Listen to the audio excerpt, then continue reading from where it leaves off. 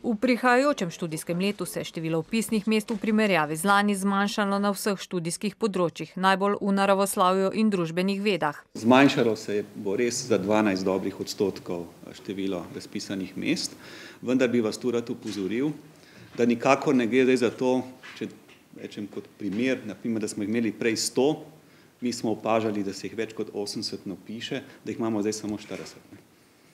Jih imamo še vedno 80 na mesto prejšnjih 100, rečemo karikirano.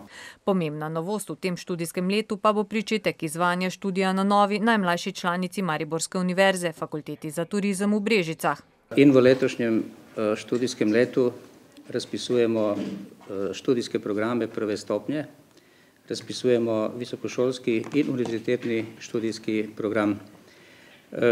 Želim dodati še to, da v postopku imamo še magistrski študijski program, torej drugo stopnjo, pridno pa tudi pripravljamo še tretjo stopnjo doktorski študij in mednarodni študijski program Joint Degree na drugi stopnji. Postopki prijave ostajajo nespremenjeni. Največja novost, ki je Mariborska univerza sicer nasprotovala, pa je odprtje drugega prijavnega roka. Doslej je veljalo, da so lahko kandidati oddali drugo prijavo le, če niso oddali prve ali pa z njo niso bili sprejeti. Kar pomeni, v drugem prijavnem roku lahko oddajo drugo prijavo kandidati, ne glede na to, ali so oddali prvo prijavo ali jo niso oddali, so bili z njo sprejeti ali pa ne.